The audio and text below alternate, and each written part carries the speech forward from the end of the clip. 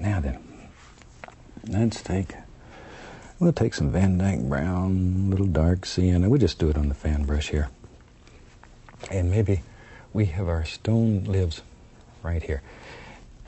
And all I'm doing is just putting in some very basic little shapes. Very basic little shape. Maybe there's a big projection right there. We're just going to fill that in with a lot of dark color. Shoot, maybe them old rocks project out, down. There. Got to make them little noises to get them rocks just right. And we'll take the small knife, or the big one, whichever one you prefer. Little dark sienna, a little white, little blue in part of it. See, there's 2 or 3 different colors going on here now. So they're just not all the same. Just in one pile, though, you can have several things happening. And that way, you can get a multitude of things on your knife in one loading. See, just cut across and get a little roll. We'll go up here, and maybe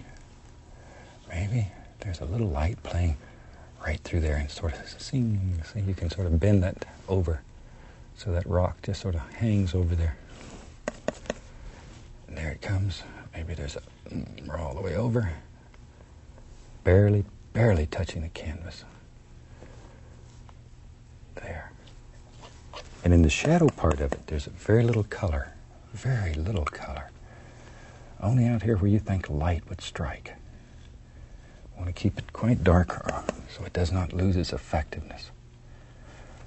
But just begin thinking about rocks and stones and how they would set in here.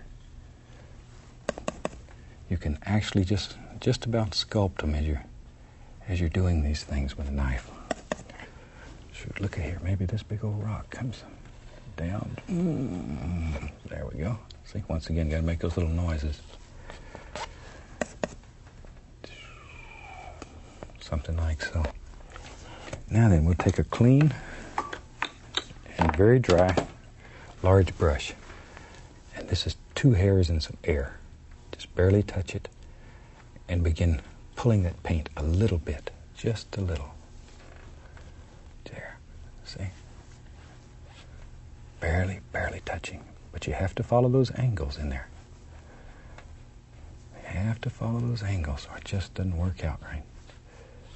But this is one of the easiest, nicest ways of making large, effective stones that people will really think you work for long periods of time. And at home, you can set and add and blend and add and blend until you get it exactly the way you want it. But with this large brush here, it's the most gentle touch, just that gentle, like a whisper floating over there. And we can tap that brush into the least little touch of titanium white. Least little touch, just the corner, top corner, and we can create the illusion of mist right there. Least little bit of titanium white, though. It's like making a little cloud down at the bottom.